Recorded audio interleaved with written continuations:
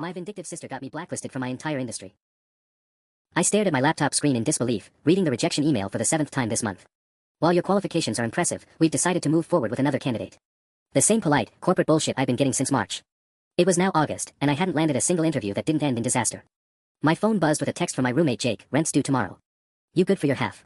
$800 I didn't have. Again. I'd been telling myself it was just bad luck, that the marketing industry was competitive, that my portfolio wasn't quite right. But deep down, something felt off. These weren't just rejections, they were strange, abrupt cutoffs. Interviews that started promising would suddenly turn cold. HR reps who seemed enthusiastic over the phone would barely make eye contact in person. Take last week's interview at Morrison Creative. Sarah Chen, the hiring manager, had practically recruited me herself after seeing my campaign work for Technova. We need someone exactly like you, she'd said during our initial call. This position is perfect. I showed up Tuesday morning in my best suit, portfolio polished, ready to discuss the senior marketing coordinator role. Sarah's entire demeanor had shifted. She kept glancing at her phone, cutting off my answers mid-sentence, and wrapped up what should have been an hour-long interview in 20 minutes. We'll be in touch, she'd said, not meeting my eyes. The rejection email came that afternoon. I grabbed my phone and scrolled through my contacts until I found Marcus Rivera, my former colleague from Henderson and Associates. If anyone would give me straight answers about what was happening in the industry, it would be him. Marcus, it's Alex. Got a minute? Alex. Jesus, how long has it been? Since you left Henderson, right? Must be almost a year now. Yeah, about that. I'm trying to get back into the field, but I'm hitting wall after wall. You hear anything about? I don't know, is there some kind of issue with my reputation or something? The line went quiet for a long moment. Marcus? You there? Look, Alex, this is awkward. I probably shouldn't even be telling you this, but... He sighed heavily. There's been talk. About you. Some pretty serious stuff. My stomach dropped. What kind of talk? Reliability issues. Missing deadlines. Difficult to work with. Someone even mentioned you'd stolen client contacts when you left Henderson. He paused. None of it sounded like the Alex I knew, but you know how this industry is. Word travels fast. That's complete bullshit, Marcus. You know that's not true. I know. But here's the thing, and this is why I'm even bringing it up, the person spreading these stories. It's someone with serious connections. Someone people listen to. Who? Another pause. Your sister. Victoria. The phone nearly slipped from my hand. What did you just say? Victoria Chen Hoffman. She's been making the rounds at industry events, networking mixers, even informal coffee meetings. Really professional about it, you know. Not like vicious gossip, but more like concerned family member warning people for their own good. My vision blurred. Victoria. My own sister, who I'd helped get her first internship at Davidson PR 5 years ago. Who'd called me crying when she got promoted to senior executive, thanking me for always believing in her. Marcus, are you absolutely sure about this? Alex, I'm sorry. I really am. But yeah, I'm sure. After I hung up with Marcus, I sat in my cramped studio apartment staring at the wall for what felt like hours. Victoria. My sister Victoria had been systematically destroying my career for months. I grabbed my laptop and started digging through my professional social media accounts, looking for any trace of her poison. LinkedIn showed she'd been busy, attending the Marketing Excellence Summit in June, the West Coast PR Awards in July, even smaller networking events I tried to get invites to myself. Events where she would have encountered every major player in our industry. My phone rang. Jake. Hey, about that rent. Jake, I need more time. Just a few more days. Alex, this is the 3rd month in a row. I'm not trying to be a dick, but I can't cover for you anymore. My girlfriend's been asking questions, and honestly, so has the landlord. I know. I'm working on it. Are you? Because from where I'm sitting, you spend most of your time in that room applying for jobs that never call you back. Maybe it's time to consider something outside marketing. My cousin manages a Target, he could probably. I'm not working retail. The words came out sharper than I intended. Pride's expensive, man. After he hung up, I called my bank. Account balance, $247.83. My credit cards were maxed out from months of living expenses and interview travel costs. I'd burned through my savings by June. I needed to understand exactly what Victoria had been saying about me. More importantly, I needed proof. I scrolled through my contacts until I found Lisa Park, another Henderson alum who now worked at Brennan Industries. Lisa and I had always gotten along well, professional but friendly. If Victoria had poisoned that well too, Lisa might be willing to tell me. Lisa, it's Alex Chen Hoffman. I hope you don't mind me calling out of the blue. Oh. Her voice immediately became guarded. Hi, Alex. I'm reaching out because I'm trying to figure out why I'm having such a hard time finding work. Someone mentioned there might be some misinformation floating around about me, and I wondered if you'd heard anything. Alex, I don't really think I should. Please. I'm not asking you to take sides or get involved. I just need to know what's being said. She sighed. Look, your sister seems really concerned about you. She mentioned at the Brennan Mixer last month that you'd been struggling with some personal issues that were affecting your work. Substance abuse problems, unreliable behavior, that sort of thing. My hand started shaking. Substance abuse. She said the family was trying to get you help, but that you'd been resistant. She even showed Amanda Brennan some screenshots of erratic text messages you'd supposedly sent to former clients. Lisa, I've never sent erratic messages to anyone. And I don't have substance abuse problems. I barely drink. I don't know what to tell you, Alex. Victoria seemed really genuine. Like she was torn between protecting her family's privacy and making sure potential employers knew what they might be getting into. Screenshots. Victoria had manufactured evidence. When exactly was this mixer? July 18th. It was at the Meridian downtown. July 18th. The same day I'd interviewed at Brennan Industries. The same day Amanda Brennan had cut our meeting short after receiving what she said was an urgent call. Lisa, did Victoria approach Amanda before or after my interview? Before. Maybe an hour before. Why? Because my sister had sabotaged my interview before I'd even walked into the building. After I hung up with Lisa, I couldn't sit still. I paced around my tiny apartment, trying to process what Victoria had done. Manufacturing fake screenshots. Spreading lies about substance abuse. This wasn't just sibling rivalry, this was calculated character assassination. I needed more information. If Victoria had been doing this since March, there had to be other people who'd witnessed it. I started making a list of every interview that had gone sideways, every promising lead that had suddenly gone cold. Morrison Creative, Sarah Chen had gone from enthusiastic to hostile overnight. Brennan Industries, Amanda had received that urgent call right after Victoria spoke to her. Coastal Marketing Group, the hiring manager had asked me point blank about reliability issues during what was supposed to be a casual coffee meeting. Davidson PR, my former company, had rescinded a freelance offer without explanation. The pattern was becoming clearer. Victoria had been playing a long game, strategically positioning herself at industry events where she could intercept my opportunities before they developed. I called my mom, hoping she might have some insight into Victoria's behavior lately.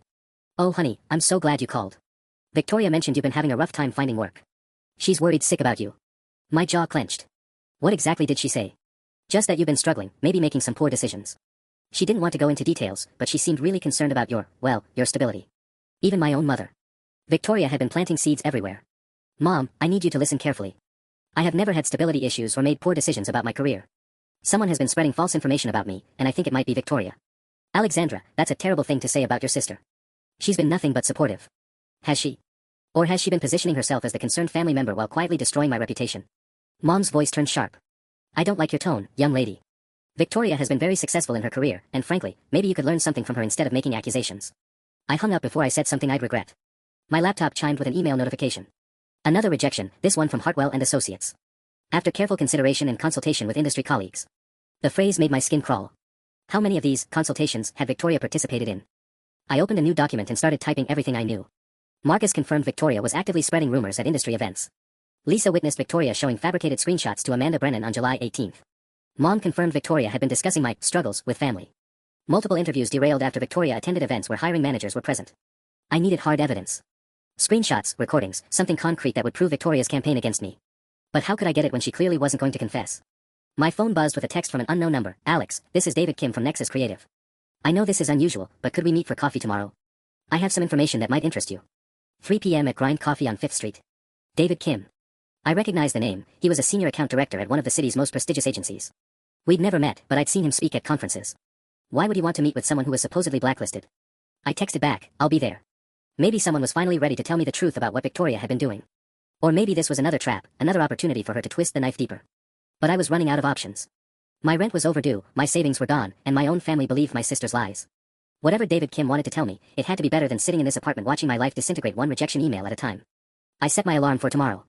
One way or another, I was going to start fighting back. I arrived at Grind Coffee 15 minutes early, my nerves frayed and my last $20 bill burning a hole in my wallet. David Kim was already there, sitting in a corner booth with his back to the wall. He looked exactly like his LinkedIn photo, mid-40s, salt and pepper hair, expensive suit that screamed senior executive. Alexandra. He stood up as I approached, extending his hand. David Kim. Thanks for meeting me on such short notice. I slid into the booth across from him, studying his face for any sign of what this was about. I have to admit, your message caught me off guard. We've never met. No, but I know your work.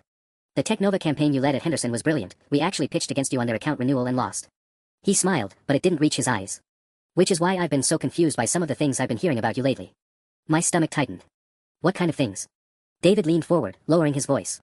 3 weeks ago, I was at the Pacific Marketing Alliance dinner. Your sister Victoria approached me during cocktail hour. Very professionally, very discreetly. She mentioned that she'd heard Nexus was expanding our digital team.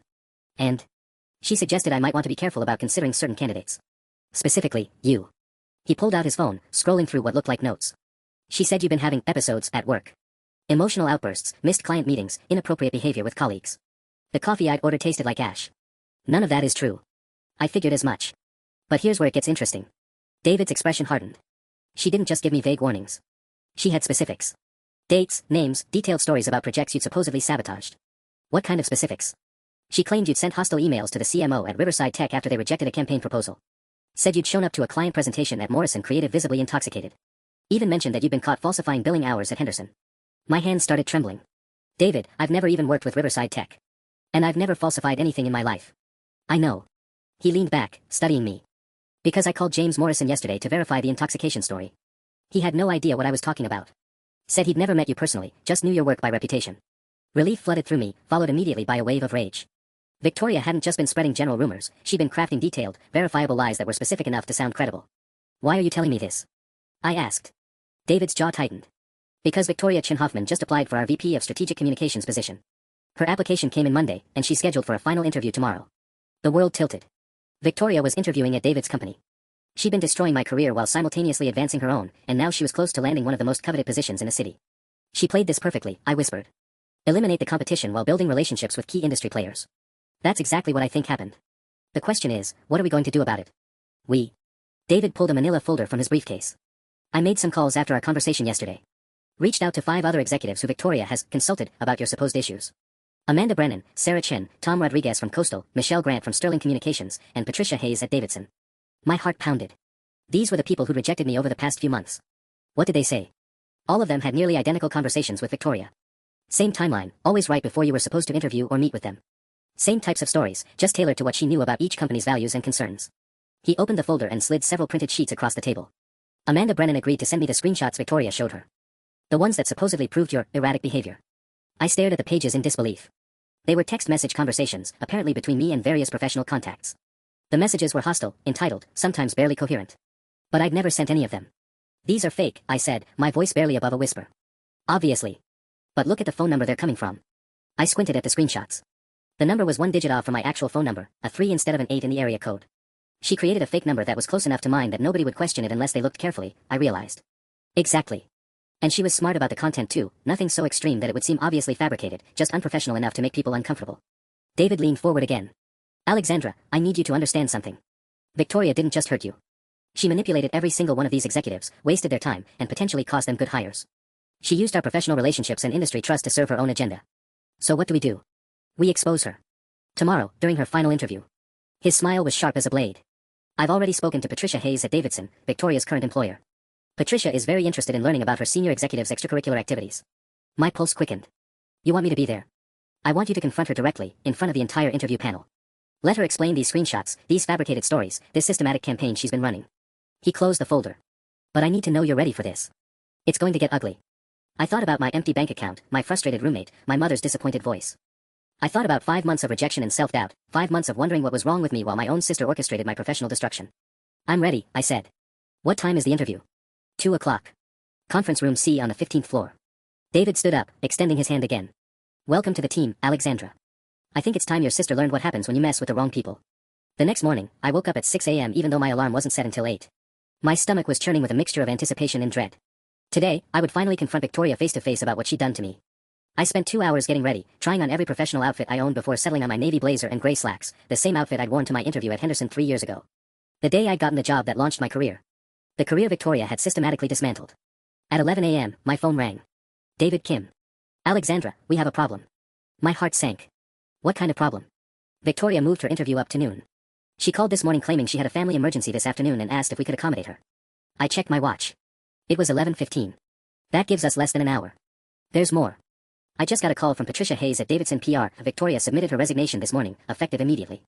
She's claiming she received an offer she couldn't refuse from a firm in Seattle. My blood ran cold. She knows. Somehow, she figured out we're onto her. That's what I'm thinking. Patricia said Victoria seemed nervous, kept checking her phone during their conversation. She even asked if Patricia had spoken to anyone about her recently. I started pacing around my apartment. David, if she's planning to leave town, this might be our only chance to confront her. I know. Can you get here by 11:45? I want to brief the interview panel before she arrives. I'm on my way. The Nexus Creative Building was downtown, a gleaming 30-story tower that screamed success. As I rode the elevator to the 15th floor, I caught my reflection in the polished doors. I looked pale, determined, and slightly terrified. David met me at reception. The panel is assembled, myself, our CEO Jennifer Walsh, and our head of HR Marcus Chen. I filled them in on everything. Marcus Chen. Any relation to Sarah Chen at Morrison Creative? Her uncle. Sarah's the one who connected the dots about the timeline of Victoria's warnings versus your interview schedule. David's expression was grim. Alexandra, there's something else you need to know. Jennifer Walsh sits on the board of the Pacific Marketing Alliance. She's known Victoria professionally for 2 years. Known her how? Victoria has been positioning herself as an industry thought leader. She's spoken at 3 PMA events this year, including a panel on ethical marketing practices last month. The irony was staggering. While destroying my career with fabricated evidence and calculated lies, Victoria had been building her reputation as an expert on professional ethics. We walked into conference room C, where Jennifer Walsh and Marcus Chen were reviewing the folder of evidence David had compiled. Jennifer looked up as we entered. She was younger than I'd expected, maybe 40, with sharp eyes and an expression that suggested she didn't tolerate nonsense. "Ms. Chen Hoffman," she said, standing to shake my hand. "David has told us about your situation. I want you to know that if even half of what he's described is true, Nexus takes this very seriously." Marcus Chen nodded gravely. "We've all worked too hard to build trust in this industry to let someone manipulate it for personal gain." At exactly noon, Victoria walked into the conference room. She looked polished and confident in a black suit I'd never seen before, her hair perfectly styled, carrying the leather portfolio our parents had given her for her 30th birthday. When she saw me sitting at the conference table, her face went completely white. "Alex?" Her voice cracked slightly. "What are you doing here?" Jennifer Walsh gestured to an empty chair. "Please, sit down, Victoria. We have some questions for you." Victoria's eyes darted between me and the interview panel, her composure visibly cracking. "I'm sorry, I don't understand. Is Alex interviewing for a position here as well?" "No," David said quietly. "Alexandra is here because we need to discuss some concerns that have come to our attention regarding your professional conduct." Victoria sat down slowly, her hands gripping her portfolio so tightly her knuckles turned white. "I'm not sure what you mean." Jennifer Walsh opened the manila folder and pulled out the fake screenshots. "We mean these fabricated text messages you've been showing to industry colleagues. We mean the systematic campaign you've been running to damage your sister's reputation." Victoria stared at the papers, her face cycling through emotions: shock, fear, calculation, and finally, defiance. "I have no idea what you're talking about," she said, but her voice lacked conviction. I leaned forward. "Victoria, they have documentation. They've spoken to Amanda Brennan, Sarah Chen, Patricia Hayes. They know about the fake phone number, the fabricated stories, everything." For a moment, the room was completely silent. Then Victoria's carefully constructed facade finally crumbled. "You have no idea what it's like," she whispered, "living in your shadow." The words hung in the air like a confession. Victoria's mask had slipped completely, revealing something raw and bitter underneath. "My shadow?" I stared at her in disbelief. "Victoria, you've been more successful than me for years. You make 6 figures at Davidson, you live in that gorgeous condo downtown, you drive a fucking BMW. Success." She let out a harsh laugh. "Do you know what people say when they meet me? Oh, you're Alex's sister. She did that brilliant Tech Nova campaign. Even at my own company events, clients ask about your work." Jennifer Walsh's expression hardened. "So you decided to destroy your sister's career out of jealousy?" "I didn't destroy anything," Victoria snapped, some of her old confidence returning. "I simply made sure the right people knew the truth about Alex's instabilities." Marcus Chen leaned forward. "The truth? These screenshots are fabricated. The phone number doesn't even match." Victoria's eyes flicked to the papers, then back to Marcus. "The phone number is a typo. Those messages are real, Alex sent them to me during one of her episodes. I just adjusted the recipient information to protect client confidentiality." The lie was so smooth, so practiced, that for a split second I almost doubted myself. But then I remembered the specific message about Riverside Tech, a client I'd never even heard of until David mentioned them yesterday. "That's bullshit and you know it," I said. "Victoria, you've been attending industry events specifically to intercept my job opportunities. You showed Amanda Brennan those fake screenshots an hour before my interview." "I was protecting her," Victoria's voice rose. "You have no idea how unstable Alex has become since she left Henderson. The drinking, the angry outbursts. I don't drink." The words exploded out of me. "Jesus Christ, Victoria, I can't even afford to buy coffee most days. When exactly am I supposed to be having these drunken episodes?" David pulled out his phone and set it on the table. "Victoria, I recorded our conversation at the Pacific Marketing Alliance dinner 3 weeks ago. Would you like me to play it for everyone?" Victoria's face went ashen. "You recorded me without consent. That's illegal in this state." "Actually, it's not," Jennifer said coolly. "Washington is a one-party consent state." David was well within his rights. David tapped his phone screen. Victoria's voice filled the room, clear and unmistakable. "I hate to be the one to tell you this, but my sister has been having some serious professional issues lately. Last month she showed up to a client meeting at Morrison Creative completely intoxicated." "Stop it," Victoria whispered. The recording continued. "I have screenshots of some very inappropriate messages she sent to potential clients. I'd be happy to show you if it would help you avoid a difficult situation." "Stop it." Victoria's voice cracked. David paused the recording. "Should I play the part where you offer to put in a good word for Nexus with your contacts at Davidson PR? The part where you suggest that helping you land this VP position would be mutually beneficial?" Victoria's hands were shaking now. "That's not, you're taking it out of context. The context," Marcus Chen said quietly, "is that you've been using fabricated evidence to sabotage your sister's career while simultaneously leveraging those same lies to advance your own." Jennifer Walsh closed the folder with a sharp snap. "Ms. Chen Hoffman, this interview is over. Obviously, you won't be joining our team." "You can't do this," Victoria said, desperation creeping into her voice. "I've already resigned from Davidson. I turned down 2 other offers to interview here." "You should have thought about that before you decided to manipulate half the marketing executives in this city," David replied. Victoria turned to me, her eyes wild. "Alex, please. We can fix this. We're family." Family? The word tasted bitter. Family doesn't fabricate evidence to destroy each other's lives. Family doesn't spread lies about substance abuse and mental instability. "I never meant for it to go this far," she whispered. "It started small, just a comment here and there. But then people started listening, and it felt so good to be the one they trusted instead of the one living in your shadow. The naked honesty of it was somehow worse than all the lies. This hadn't been a moment of weakness or a single bad decision. Victoria had been systematically destroying me for months because it made her feel powerful. Jennifer Walsh stood up. Security will escort you out of the building, Miss Chin Hoffman. I'll also be contacting Patricia Hayes to ensure she has a complete picture of why you really resigned. As security appeared at the door, Victoria made one last desperate play.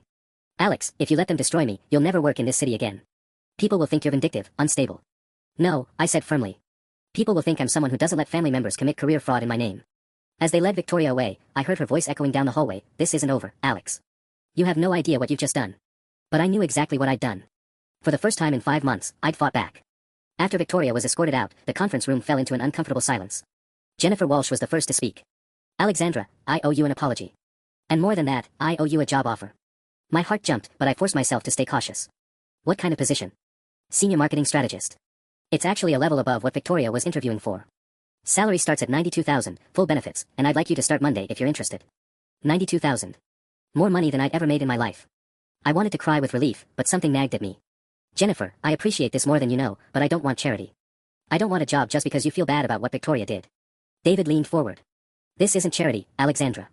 We've been trying to fill this position for 3 months. Your Technova campaign is exactly the kind of innovative thinking we need, and after today, we know you handle pressure with integrity. There's something else, Marcus Chin added. We've already started making calls to correct the record about you. Amanda Brennan asked me to tell you that Brennan Industries would like to schedule a proper interview next week. As I walked out of the Nexus building an hour later, my phone started buzzing with notifications. Word was already spreading through the industry grapevine, but not the way Victoria had predicted. Sarah Chen from Morrison Creative texted, Alex, heard what happened with your sister. Can we talk about that marketing coordinator position? Tom Rodriguez from Coastal called directly, Alexandra, I owe you a huge apology. Victoria completely played me. Let's have coffee this week. But mixed in with the vindication were messages that made my stomach churn. My mother, Victoria, called me crying. What did you do to her? My Aunt Linda, I can't believe you'd sabotage your own sister's career out of spite. Victoria had gotten to my family first, spinning her own version of events. In her telling, I was the vindictive one who'd orchestrated some kind of professional hit job against her. When I got home, Jake was sitting at our tiny kitchen table with his laptop and a stack of bills. Hey, he said, looking up. How'd that mysterious meeting go? I got a job. A good one. $92,000 starting salary. His face broke into a genuine smile. Holy shit, Alex. That's amazing. Where? Nexus Creative. It's a long story, but it turns out someone has been sabotaging my applications for months. Today we exposed them. Someone was sabotaging you. Who would do that? I hesitated. Even after everything, saying it out loud felt like crossing a line I couldn't uncross. My sister Victoria. Jake's expression shifted from celebration to shock. Your sister. The one who works at that fancy PR firm. Worked. She resigned this morning when she realized we were onto her. My phone rang before Jake could respond. Victoria's number flashed on the screen. Don't answer it, Jake said immediately. But I needed to hear what she had to say. I swiped to accept the call. Alex, we need to talk. Victoria's voice was hoarse, like she'd been crying. I think we said everything we needed to say in that conference room. Please. I'm at Murphy's Bar on Pine Street. Just give me 10 minutes to explain. Murphy's Bar was 3 blocks from my apartment. The same place we'd celebrated her promotion to senior executive 18 months ago, back when I thought we were on the same team. Victoria, there's nothing left to explain. You systematically destroyed my career because you were jealous. End of story. It's not that simple. Her voice broke. Alex, there are things you don't know. Things about what's been happening at Davidson, about why I really needed this job at Nexus. What are you talking about? I'm in trouble. Real trouble. And now that Patricia knows what I did, it's about to get so much worse. The line went quiet except for the sound of bar noise in the background, clinking glasses, muted conversations, the buzz of people who weren't watching their lives implode. What kind of trouble? I found myself asking. The kind that could send me to prison. The words hit me like ice water. Prison. Victoria, what the hell are you talking about? I can't discuss this over the phone. Please, Alex. 10 minutes. I know I don't deserve it, but I'm begging you. Against every instinct screaming at me to hang up, I found myself grabbing my jacket. 10 minutes. That's it. Jake looked at me like I'd lost my mind. Alex, don't. Whatever sob story she's about to feed you, it's manipulation. I know. But I need to hear this. Murphy's Bar was dimly lit and half empty at 4 p.m. on a Wednesday. I found Victoria in a back booth, still wearing her interview suit but looking completely disheveled. Her mascara was smudged, her hair was falling out of its perfect style, and there was a half-empty whiskey glass in front of her. You came, she said, looking genuinely surprised. I slid into the booth across from her, keeping my expression neutral. Talk. You have 8 minutes left. Victoria took a shaky sip of her drink. The reason I needed the Nexus job so badly. Alex, I've been embezzling money from Davidson PR. My mouth fell open. You've been what? It started small. Last year, when I was managing the Hartwell Industries account, I began padding the invoices. Just a few hundred here and there, skimming off the top of their media buys. She wouldn't meet my eyes. But then the amounts got bigger. Much bigger. How much bigger? Over the past 8 months. About $67,000. I felt sick. Jesus Christ, Victoria. Patricia's been asking questions for the past 2 weeks. She brought in an external auditor to review all major accounts, supposedly for process improvement. But I know what she's really looking for. Victoria's hands were shaking as she reached for her glass. When she called me into her office this morning after your little ambush, she asked me to walk her through the Hartwell invoices line by line. So you panicked and resigned. I bought myself maybe 48 hours before she discovers the discrepancies. After that. She trailed off, staring into her whiskey. I leaned back against the booth, trying to process this new information. Victoria, this doesn't excuse what you did to me. If anything, it makes it worse. You destroyed my career to cover up the fact that you're a thief. I needed a way out, she said desperately. If I could land the VP position at Nexus, I could pay back what I took before Patricia figured it out. The salary bump would have been enough to replace the money over 6 months. By ruining my reputation. By spreading lies about substance abuse and mental health issues. I never meant for it to go that far. Victoria finally looked directly at me.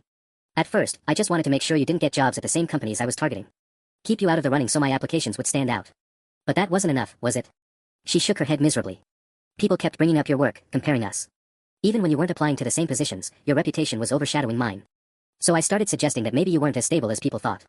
And when that worked, you escalated to fabricated evidence. The screenshots were Marcus Rivera's idea, not intentionally. He mentioned once that he'd seen colleagues use fake text conversations to document harassment for HR. It got me thinking about how easy it would be to manufacture evidence if I needed to. My blood ran cold. You've been planning this for months. I've been desperate for months, Victoria corrected. Alex, do you have any idea what it's like knowing that any day, your entire life could collapse? That you could lose your job, your reputation, face federal charges? So you decided to collapse mine instead. Victoria drained the rest of her whiskey. I thought if I could just get through the next few months, land a bigger salary, I could fix everything. Pay back the money, rebuild my life, and eventually make things right with you. Make things right? I stood up abruptly, several other patrons glancing our way. Victoria, you didn't just hurt my career. You made me question my own sanity. I spent months wondering what was wrong with me, why I couldn't land a simple interview. I know, and You're not sorry. You're scared because you got caught. I grabbed my purse. Your 10 minutes are up. Alex, wait. Victoria's voice took on a pleading tone I'd never heard before. Patricia Hayes is calling the police tomorrow morning. By Friday, this will be all over the industry news. My mugshot, the embezzlement charges, everything. I paused halfway out of the booth. And when that story breaks, it's going to reflect on you too. We have the same last name, we work in the same industry. People will wonder if criminal behavior runs in the Chin-Hoffman family. The threat was clear, even wrapped in Victoria's fake concern. She was suggesting that her downfall would drag me down with her, just like her lies had nearly destroyed my career. But this time, I wasn't afraid. Let them wonder, I said. I'd rather be related to a convicted embezzler than be one. As I walked toward the exit, Victoria called out one last time, "This isn't over, Alex.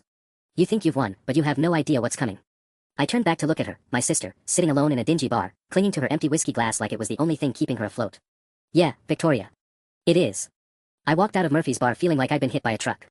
Victoria's confession about the embezzlement should have made me feel vindicated, but instead I felt hollow. My sister wasn't just vindictive, she was a criminal who tried to destroy my life to cover her tracks. My phone buzzed as I reached my car. Jennifer Walsh from Nexus. Alexandra, I hope I'm not calling too late. We've had an interesting development. What kind of development? Patricia Hayes from Davidson PR called me an hour ago. She wanted to give me a heads up that Victoria's resignation might not be the end of this situation. Apparently, there are some financial irregularities they're investigating. My stomach dropped. Jennifer, I need to tell you something. Victoria just confessed to embezzling $67,000 from Davidson. She said Patricia's bringing in the police tomorrow. The silence on the other end stretched long enough that I wondered if the call had dropped. Jennifer. Are you there? I'm here. I'm just processing this. She sighed heavily. Alexandra, this changes things. When that story breaks, it's going to be a media circus.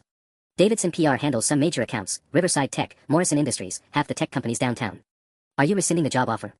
The words came out smaller than I intended. No, absolutely not. But I need you to understand what you're walking into. The industry is going to be buzzing about this for months. Every time someone Googles your name, Victoria's embezzlement case is going to come up too. I leaned against my car, watching people walk by on Pine Street, normal people with normal jobs and normal families who didn't sabotage each other for sport. Jennifer, I can't control what Victoria did. All I can control is how I respond to it. That's exactly the attitude I was hoping to hear. Can you come in Friday morning? I want to get you on board and introduced to the team before this story hits the news cycle. After I hung up, I sat in my car for 20 minutes, trying to figure out how to tell my parents that their successful daughter was about to be arrested for embezzlement. My phone made the decision for me, Mom was calling. Alexandra, I just got off the phone with Victoria. She's saying some very concerning things about her job situation. Mom, what exactly did she tell you? That you somehow manipulated her colleagues into believing lies about her. She said you cost her the new position she was counting on, and now she might lose her current job too. Mom's voice was sharp with disappointment. I raised you better than this. Did she mention the part where she's been stealing money from her company for 8 months? What are you talking about? I closed my eyes, knowing that once I said these words, there would be no taking them back. Victoria has been embezzling from Davidson PR. She confessed to me an hour ago. That's why she really resigned, because Patricia Hayes figured it out and she's calling the police tomorrow. The silence stretched so long I thought Mom had hung up. That's impossible, she finally whispered. Victoria wouldn't, she's always been so responsible with money. Mom, she stole $67,000. She destroyed my career because she needed a higher paying job to pay back what she took before getting caught. No. Mom's voice turned hard. I don't believe this. You're making up stories to justify what you did to her today. Call Patricia Hayes yourself if you don't believe me. Ask her why Victoria really resigned. I will not harass Victoria's employer based on your accusations. The disappointment in her voice cut deeper than any of Victoria's lies ever had. Alexandra, I don't know what's happened to you, but this vindictive behavior needs to stop. She hung up before I could respond. I drove home in a daze, my mind spinning with everything that had happened in the past 6 hours. I'd exposed Victoria, landed a dream job, and lost my mother's trust all in the same afternoon. Jake was waiting when I walked through the door, 2 beers open on the coffee table. How'd it go with the sister? I collapsed onto our second-hand couch and told him everything, the embezzlement, Victoria's threats, my mother's reaction. Jake listened without interrupting, his expression growing darker with each detail. Alex, this woman is dangerous. She's not just vindictive, she's desperate. Desperate people do crazy things. Before I could respond, my phone lit up with a text from an unknown number. Enjoy your victory while it lasts. Tomorrow everyone will know what kind of family you really come from. The next morning, I woke up to 17 missed calls and 43 text messages. My heart hammered as I scrolled through them, reporters, industry contacts, even people I barely knew from college reaching out about the Davidson PR situation. The story had broken at 6 a.m. Senior executive at prestigious PR firm arrested for embezzlement, screamed the headline on Marketing Weekly's website. There was Victoria's professional headshot, the same one from her LinkedIn profile, next to a photo of her being led out of the Davidson offices in handcuffs. But that wasn't the worst part. Sources close to the investigation report that Chin-Hoffman's alleged criminal activity may have extended to manipulating industry colleagues and fabricating evidence against competitors, including her own sister, Alexandra Chin-Hoffman, a marketing professional who recently exposed the scheme. My phone rang. Jennifer Walsh. Alexandra, have you seen the news? I'm looking at it right now. My hands were shaking as I scrolled through the article. Jennifer, they're making it sound like I was part of some elaborate family conspiracy. Keep reading. The reporter interviewed David Kim and Marcus Chen. They set the record straight about what you actually did. I scrolled down to find quotes from yesterday's meeting. Ms. Alexandra Chin-Hoffman was the victim in this situation, David was quoted as saying. She showed tremendous courage in exposing her sister's fraudulent behavior, despite significant personal cost. But the damage was already spreading. My phone buzzed with a new text from my college roommate. Alex, what the hell is going on? My mom just sent me this article saying you're involved in some embezzlement scandal. Another message from my neighbor, saw the news. Let me know if you need anything. The worst one came from my cousin Sarah. Dad says the family's embarrassed to share a name with you and Victoria right now.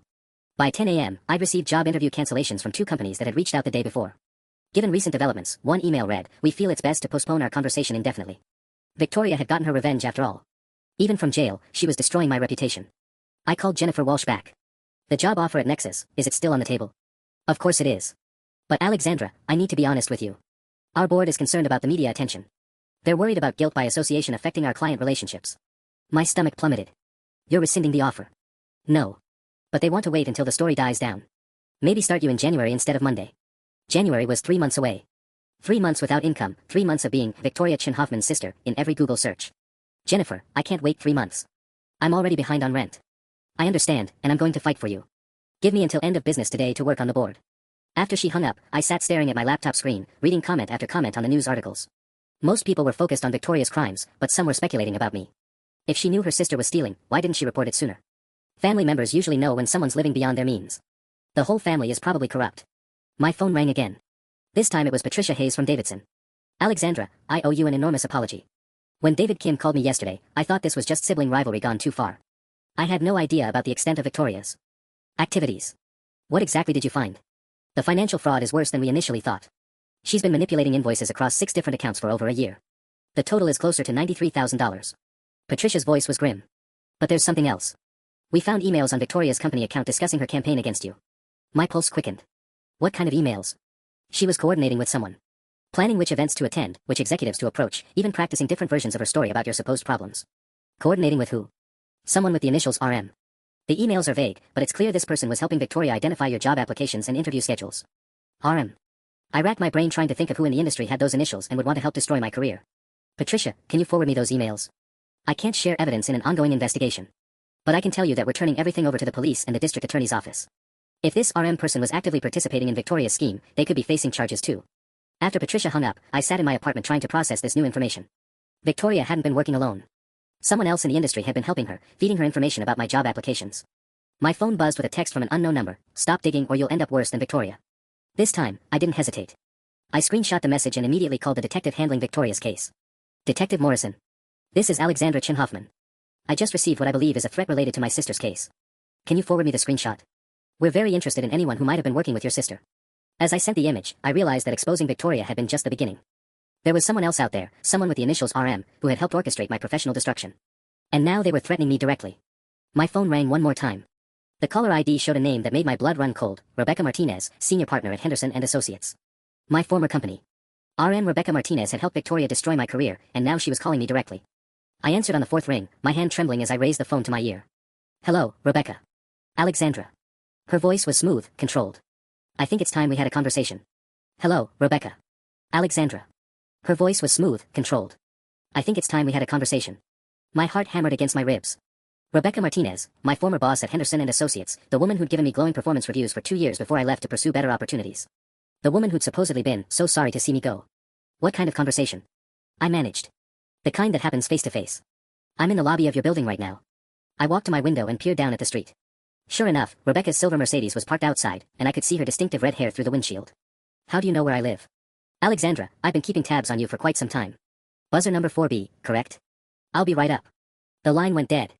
I stood frozen for a moment, then frantically called Detective Morrison back. Detective, Rebecca Martinez is coming to my apartment right now. She's the RM from those emails Patricia mentioned. I think she. Ms. Chin-Hoffman, slow down. Are you in immediate danger? I don't know. Maybe. She just threatened me via text and now the buzzer rang, sharp and insistent. She's here. Do not let her in. I'm sending a patrol car to your location. Stay on the line with me. The buzzer rang again, longer this time. Then my phone chimed with a text from Rebecca. Open the door, Alexandra. We both know you're curious about what I have to say. Detective, she's texting me now. What's your apartment number? I need to give the officers your exact location. 4B, but what if she leaves before they get here? This might be my only chance to find out what she and Victoria were planning. Absolutely not. You do not engage with her alone. The building's main door slammed shut with enough force that I felt the vibration through the floor. Heavy footsteps echoed in the stairwell. Rebecca was already inside. She's in the building, I whispered to Detective Morrison. Someone must have buzzed her in. 3 sharp knocks on my apartment door. Alexandra, I know you're in there. We really do need to talk. Jake appeared from his bedroom, hair disheveled from his afternoon nap. What's going on? Who's at the door? I pressed my finger to my lips, pointing at the phone. Detective Morrison's voice came through clearly. Officers are 2 minutes away. Do not open that door. Alexandra. Rebecca's voice was closer now, like she was speaking directly against the door. I have information about Victoria's situation that could be very helpful to you. But only if we discuss it privately. She's lying, I whispered to Jake. She was helping Victoria sabotage me. I can hear you whispering, Rebecca called out. I can also hear that you're on the phone, probably with the police. That's unfortunate, because what I'm offering is time sensitive. More footsteps in the hallway, multiple sets this time, moving quickly and deliberately. This is Seattle PD, ma'am, step away from the door. Officers, I'm Rebecca Martinez with Henderson and Associates. There seems to be some misunderstanding. I'm here for a routine business meeting with a former employee. Ma'am, we need you to step back and put your hands where we can see them. This is ridiculous. Alexandra, tell them this is just a business discussion. Detective Morrison's voice came through my phone. Do not say anything to her. Let the officers handle this. I heard Rebecca's voice growing more agitated. I'm a senior partner at a major marketing firm. I don't understand why you're treating me like a criminal. Ma'am, we're investigating threats made against the resident of this apartment. We need to ask you some questions. Silence in the hallway. Then Rebecca's voice, much quieter now. I want to speak to my attorney. 20 minutes later, Detective Morrison knocked on my door. Through the peephole, I could see his badge and the 2 uniformed officers flanking him. Ms. Chin-Hoffman. It's safe to open the door now. Detective Morrison was younger than I'd expected, maybe early 40s with graying temples and tired eyes. He looked like someone who'd seen too many messy family situations. Is she gone? I asked. She's in custody for questioning. We found some interesting items in her possession. He held up an evidence bag containing what looked like a small recording device. She came prepared to document whatever conversation you two might have had. Jake leaned against the kitchen counter, shaking his head. This is insane. Why would your old boss want to record you? That's what we're trying to figure out, Detective Morrison said. Ms. Chin-Hoffman, I need to ask you some questions about your employment at Henderson and Associates. Specifically, why you left the company last year. I thought back to my departure from Henderson. It had been amicable, or so I'd thought.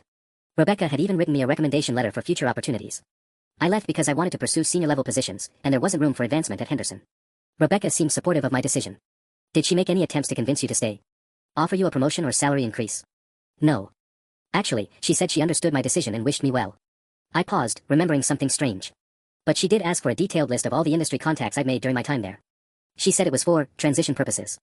Detective Morrison and Jake exchanged glances. What? I asked. Ms. Chin-Hoffman, we think Rebecca Martinez may have been using your industry connections to build her own client base. The emails we found suggest she was tracking your job applications not just to help Victoria sabotage them, but to identify companies that might be interested in Henderson's services. The pieces started falling into place. She was using Victoria's sabotage campaign as market research. Exactly. Every company that showed interest in hiring you became a potential client for Henderson. Rebecca could approach them after your interviews failed and position Henderson as the safer choice. My phone buzzed with a call from Jennifer Walsh at Nexus. Detective Morrison nodded for me to answer. Alexandra, I have some interesting news. Our board just received a very aggressive sales pitch from Henderson and Associates. They somehow knew details about our expansion plans that we haven't made public yet. I looked at Detective Morrison, who was taking notes. Jennifer, I think I know how they got that information. Jennifer, Rebecca Martinez was just arrested outside my apartment. The police think she's been using Victoria's sabotage campaign to steal potential clients. That explains so much, Jennifer said, her voice tight with anger. She pitched us yesterday, claiming she had insider knowledge about our staffing challenges. She even mentioned that we've been struggling to find qualified senior marketing talent. Detective Morrison gestured for me to put the call on speaker.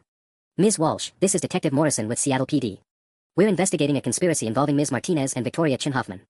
Did Henderson and Associates mention any other companies in their pitch to you? Yes, actually. She name-dropped at least 6 firms: Brennan Industries, Morrison Creative, Coastal Marketing. She claimed Henderson had successfully redirected marketing talent away from companies that weren't good cultural fits. My stomach lurched. Rebecca had been selling my sabotage as a service. After Jennifer hung up, Detective Morrison's phone rang.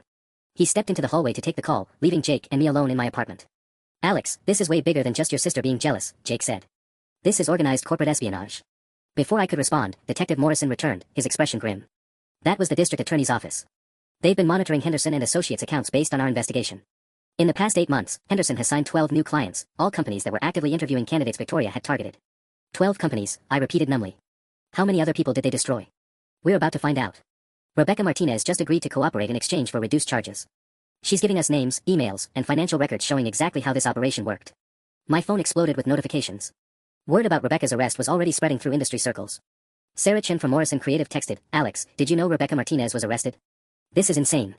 Tom Rodriguez from Coastal called directly, Alexandra, I need to ask you something. Henderson and Associates approached us last month claiming they could help us avoid problematic candidates. Did Rebecca Martinez ever mention our company to you? Tom, I haven't spoken to Rebecca since I left Henderson over a year ago. But the police think she's been tracking my job applications to identify potential clients. Jesus Christ. She basically told us that the marketing talent pool was full of unreliable candidates, then offered to pre-screen people for us. We signed a consulting contract worth $43,000. The scope of Rebecca's scheme was staggering. She convinced companies they had a talent quality problem, then sold herself as the solution, all while orchestrating the very problem she claimed to solve. Detective Morrison's phone rang again. Morrison here. His eyebrows shot up. How many? Okay, I'll be right there. He hung up and turned to me.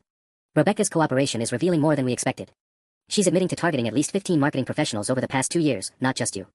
And Victoria wasn't her only insider, she had contacts at 3 other PR firms feeding her information. 15 people, I whispered. 15 careers destroyed so she could sell consulting contracts. It gets worse. The financial records show Henderson and Associates generated over $600,000 in new business directly from this scheme. My legs gave out and I sank onto the couch. Rebecca hadn't just betrayed me, she'd built an entire business model around destroying people's livelihoods. Detective Morrison sat across from me. Ms. Chin-Hoffman, I need you to understand something. You're not just a victim in this case anymore. You're our star witness. This is going to trial, probably multiple trials, and your testimony will be crucial for convicting everyone involved. What does that mean for me? It means the next 6 months of your life are going to be very public, very messy, and very complicated. Defense attorneys will try to discredit you, claim you're seeking revenge against your sister and former employer. Jake leaned forward. What about her job at Nexus? Can she still start Monday? Detective Morrison looked uncomfortable. That's not really up to me, but I'd recommend waiting until after the preliminary hearings. This case is going to dominate industry news for weeks. As if on cue, my phone buzzed with a call from Jennifer Walsh. The timing felt ominous. Alexandra, our board just held an emergency meeting. Given the expanding scope of this investigation, they want to postpone your start date indefinitely. My heart sank as Jennifer continued. I fought for you, Alexandra, but they're terrified of the media attention. 3 board members have already received calls from reporters asking about our connection to the Henderson conspiracy. So I'm unemployed again because my criminal sister and psychotic former boss decided to destroy the industry. It's temporary. Once this settles down. Jennifer, I can't eat temporary. I can't pay rent with once this settles down. I could hear the desperation creeping into my voice. How long are we talking? Months? Years? Honestly? I don't know. But Alexandra, there might be another option. Detective Morrison looked up from his notes, clearly listening to both sides of the conversation. What kind of option? The district attorney's office called our legal department an hour ago. They're looking for someone with insider knowledge of marketing industry practices to consult on the prosecution. Someone who understands how these schemes would impact victims and can explain the business implications to a jury. A consultant for the prosecution. I'd be working for the people trying to put my sister in prison. How much does it pay? I asked, hating how mercenary I sounded. $75 an hour, probably 15 to 20 hours a week. It's not your Nexus salary, but it's something. Detective Morrison nodded approvingly. Ms. Chin-Hoffman, that would actually be incredibly helpful for our case. You understand both the victim experience and the industry dynamics better than anyone. After Jennifer hung up, I sat staring at my phone, trying to process how completely my life had changed in 48 hours. 2 days ago, I was unemployed and desperate. Now I was unemployed, desperate, and the key witness in a massive fraud case. At least the prosecution job would pay some bills, Jake pointed out. My phone buzzed with another unknown number. I almost declined the call, but something made me answer. Alexandra? This is Michael Torres from Channel 7 News. I'm working on a story about the Henderson and Associates fraud case, and I'd love to get your perspective as the whistleblower who exposed. I hung up immediately, but my phone started ringing again within seconds. Different number, different reporter. This is going to be my life now, isn't it? I asked Detective Morrison. Constant media attention, lawyers trying to discredit me, my face on the evening news every night. Probably for a while, yes. I won't lie to you, high-profile fraud cases get messy. But there's something you should know. He leaned forward, his expression serious. Rebecca Martinez didn't just target random marketing professionals. She specifically chose people who reminded clients of employees they'd had problems with in the past. What do you mean? She researched companies' personnel histories, identified patterns in their hiring disasters, then found candidates who matched those profiles. You weren't just a convenient target because you left Henderson, you were selected because you fit the psychological profile of candidates that specific companies would be predisposed to reject. The calculated cruelty of it took my breath away. She weaponized companies' past hiring mistakes against innocent people. Exactly. And that's why your testimony is so important. You can explain to a jury how someone's entire career can be destroyed by carefully planted doubt. How a few strategic lies can make competent professionals appear unreliable. Detective Morrison's radio crackled with static. Morrison, we need you back at the station. Martinez is asking to make a full statement. After he left, I sat in my apartment feeling like I was trapped in someone else's nightmare. Outside, I could see a news van parked across the street, a reporter doing a stand-up with my building in the background. My phone rang again. This time, it was my mother. Alexandra, I just saw the news about Rebecca Martinez. They're saying she was involved in some kind of conspiracy with Victoria. Mom's voice sounded small, confused. I don't understand what's happening. Mom, it's complicated, but the short version is that Rebecca and Victoria were working together to destroy people's careers so Rebecca could steal clients from their companies. But why would Rebecca want to hurt you? You always spoke so highly of her. Because I was useful to her. My job applications helped her identify potential clients, and my rejections proved to those companies that they needed Henderson's help screening candidates. The silence stretched long enough that I wondered if we'd been disconnected. Alexandra, Mom finally said, I owe you an enormous apology. My mother's apology should have felt like vindication, but instead it left me hollow. Mom, No, let me finish. When Victoria called me yesterday crying, I believed her without question. I've spent 24 hours thinking you were the villain in this situation. Her voice cracked. I called your Aunt Linda and Uncle Robert. I told them you'd sabotage Victoria out of jealousy. My stomach dropped. Mom, what exactly did you tell them? That you'd orchestrated some kind of professional attack against your sister because you couldn't handle her success. Linda was so upset she said the family was ashamed of you. The family was ashamed of me. While I was fighting to clear my name, my mother had been spreading Victoria's lies to our relatives. I need to call them back, Mom continued. I need to explain what really happened, but Alexandra, I don't even understand it myself. How did this get so complicated? Before I could answer, my phone started buzzing with another call. Detective Morrison. Mom, I have to take this. We'll talk later, okay? Ms. Chin-Hoffman, we have a problem. Rebecca Martinez's statement has revealed something we weren't expecting. My pulse quickened. What kind of something? She's claiming that you were aware of the targeting scheme when you left Henderson. She says you provided her with a list of companies you planned to apply to, knowing she would use that information to approach them as potential clients. The accusation hit me like a physical blow. That's insane. I gave her a list of my industry contacts for transition purposes, standard procedure when leaving any job. I believe you, but her attorney is arguing that you were a willing participant who only came forward when the scheme backfired and hurt your own career prospects. Detective, I lost months of income because of what Rebecca and Victoria did. Why would I sabotage myself? Her lawyer claims you expected special treatment from the companies Rebecca contacted, but when they rejected you anyway, you decided to expose the operation out of spite. I sank into my kitchen chair, feeling like the walls were closing in. So Rebecca's defense is that I'm a co-conspirator who turned whistleblower when I didn't get preferential treatment. That's exactly what she's claiming. And there's more. She provided us with copies of the recommendation letter she wrote for you when you left Henderson. Her attorney is arguing that the glowing language proves you were partners, not victim and perpetrator. I remembered that recommendation letter. Rebecca had praised my strategic thinking and ability to identify market opportunities. At the time, I thought she was being generous. Now those same words were being twisted into evidence of criminal conspiracy. Detective, what does this mean for the prosecution job? For my testimony? Honestly, it complicates everything. The DA's office is going to want to polygraph test you before moving forward. They need to be absolutely certain about your role in this. A polygraph test. Like I was a suspect instead of a victim. When? Tomorrow morning, 9 a.m. I know this is frustrating, Alexandra, but we have to verify your account before Rebecca's attorneys can use these accusations to discredit our entire case. After Detective Morrison hung up, I called Jake at work. I need you to come home. Something's happening. Alex, I can't leave early again. My boss is already asking questions about all the personal calls and random emergencies. Rebecca Martinez is claiming I was part of the conspiracy. They want me to take a polygraph test tomorrow. The line went quiet. Holy shit. Do you need a lawyer? I don't know. Maybe. Jake, what if they decide I was involved? What if this whole thing backfires and I end up facing charges too? That's not going to happen. You have proof that you were the victim, all those rejection emails, the fake screenshots Victoria created. Rebecca's lawyer is claiming I expected special treatment and turned whistleblower when I didn't get it. They're using her recommendation letter as evidence that we were partners. My phone buzzed with a text from an unknown number, enjoying your 15 minutes of fame. Too bad it's about to become a lifetime of infamy. Another unknown number saw the news. You and your criminal family deserve each other. And another, hope the money was worth destroying innocent people's careers. The messages kept coming, a steady stream of accusations and threats from people who'd seen the news coverage and decided I was guilty by association. My phone number had somehow become public, probably through one of the news reports. I turned off my phone and sat in the growing darkness of my apartment, wondering how trying to clear my name had turned me into a suspect in my own case. Tomorrow I'd take a polygraph test to prove I wasn't a criminal. If I failed, or if the results were inconclusive, I could face charges alongside Victoria and Rebecca. The irony was suffocating. In exposing my sister's lies, I'd walked straight into an even more elaborate trap. The polygraph test took 3 hours and felt like the longest 3 hours of my life. Detective Morrison sat in the corner while a technician attached sensors to my chest, arms, and fingers, asking me the same questions I'd answered dozens of times already. Did you knowingly participate in any scheme to defraud marketing companies? No. Did you provide Rebecca Martinez with information knowing she would use it to harm other job candidates? No. Were you aware that your sister Victoria was embezzling money from Davidson PR? No, not until she confessed to me at Murphy's bar. When it was over, the technician whispered something to Detective Morrison that I couldn't hear. They stepped outside for 10 minutes while I sat alone, still connected to the machine, wondering if I was about to be arrested. Detective Morrison returned with a slight smile. You passed. Clean results across the board. The relief nearly knocked me over. What happens now? Now Rebecca Martinez's defense strategy just collapsed.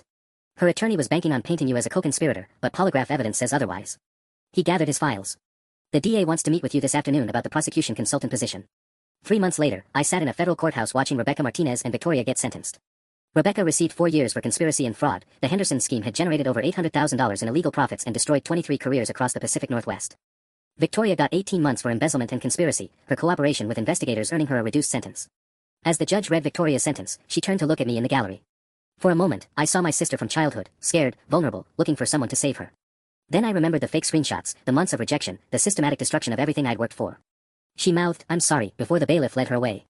The prosecution consultant job had turned into something bigger. The DA's office hired me full-time as a corporate fraud investigator, specializing in professional sabotage cases. Turns out, what Rebecca and Victoria did wasn't unique, it was an emerging form of white-collar crime that law enforcement barely understood. Jennifer Walsh called me the day after the sentencing. The board voted unanimously. The VP of Strategic Communications position is yours if you want it. $98,000 starting salary. Jennifer, I appreciate the offer, but I'm staying with the DA's office. It was true, I'd found my calling in protecting other professionals from the kind of systematic destruction I'd survived. But I know someone who'd be perfect for that VP role. I recommended Marcus Rivera, who'd been the first person brave enough to tell me what Victoria was doing. He got the job and sent me a bottle of champagne with a note, for the woman who taught me that sometimes fighting back is the only option. My parents flew in for Christmas, the first time I'd seen them since Victoria's arrest. Mom cried when she apologized again, and Dad admitted he'd never understood how vicious corporate competition could become. They'd visited Victoria in minimum security prison twice, but she refused to see them after the first month.